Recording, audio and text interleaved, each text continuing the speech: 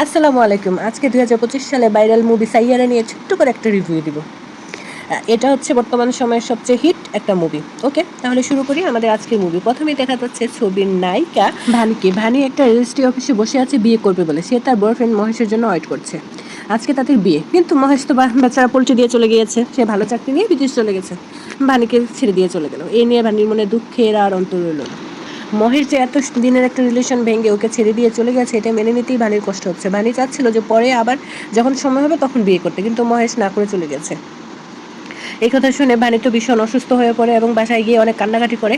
তার মা বাবা অনেক সাপোর্ট দেয়, তাকে বোঝানোর চেষ্টা করে, কিন্তু ভানি তো কিছুতেই বুঝতে চেষ্টা করে না যে মহেশ তাকে ছেড়েই চলে গিয়েছে। পুরনো প্রেমিকের জন্য ভানির কান্না করতে করতে অসুস্থ হয়ে তার জীবনে অনেকগুলো দিন পার হয়ে গেছে।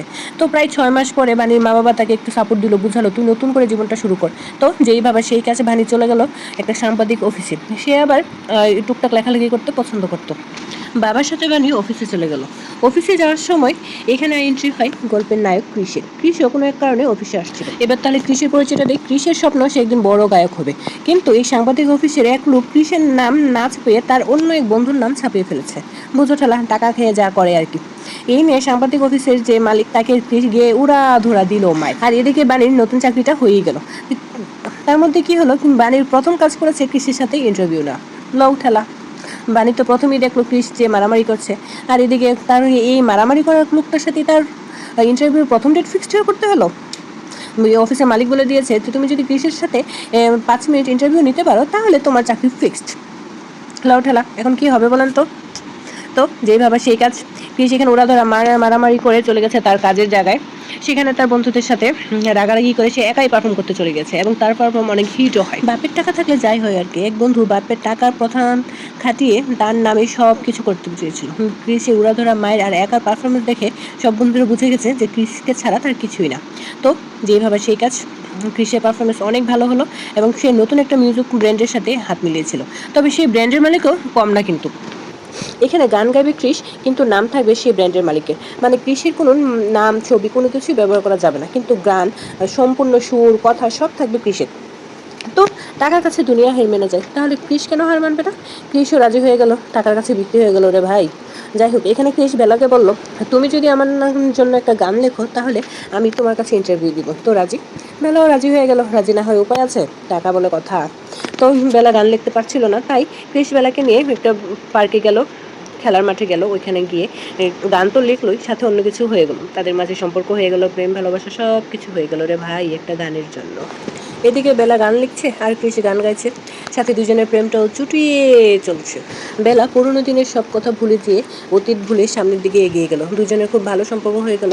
একটা কনসার্টে দুজনে গিয়ে একদম কাছাকাছি হয়ে গেছে। কি দর্শক, বুঝতে পারলেন তো কাছাকাছি মানে কি? কাছাকাছি মানে ওই কাছাকাছি। ওকে, এদিক দিয়ে আবার বেলার মা বাবা জেনে গেল। জেনে গিয়ে তো খুব রাগারাগি করলো, ছোটো থেকে মানুষ করবো আমরা আর তোমরা যা খুশি তাই করবে, এটা কোনো কথা? এই নিয়ে বেলাকে খুব কথা শোনালো, অনেক রাগারাগি করলো। কিন্তু বেলার ব্যাগটা পিছনে ভুল করে ফেলে আসার কারণে ক্রিস ব্যাগটা দিতে আসছিল, আর বেলার মা বাবার সব কথা শুনে ফেললো। আর এদিকে বেলার মা বাবার এত কথা সহ্য করতে না পেরে বেলা অসুস্থ হয়ে গেল। তো বেলাকে ডাক্তারের কাছে নিয়ে যাওয়া হলো। ডাক্তার সকল পরীক্ষা নিরীক্ষা করে বললো বেলার এরকমটা রোগ হয়েছে, বেলা আস্তে আস্তে সব কিছু ভুলে যাবে। মা বাবা ভাই বোন আত্মীয় পরিজন বন্ধু বান্ধব সব কিছু বেলা ভুলে যাবে, কিন্তু মনে রাখবে কাকে? ওই যে মহেশ, শুধু ওকেই মনে রাখবে, আর কাউকেই সে মনে রাখবে না। তো যাক, আমরা দেখতে পাই এখানে ক্রিস বেলাকে শহরের কোলাহল থেকে একদম সমুদ্রের পাড়ে নিরিবিলি জায়গায় প্রকৃতির মাঝে নিয়ে যাচ্ছে। শুধু নিয়ে যাচ্ছে না, ভালোবাসাও হচ্ছে, কিন্তু মনে রাখবেন। তো একটু রোমান্টিক সিন না হলে কি চলে? তো ওরা রোমান্টিক সিন টিন শেষ করে ক্রিসের একটা শো ছিল, তো ক্রিস ওখানে বেলাকে নিয়ে যায় একটু ভালো লাগবে বলে।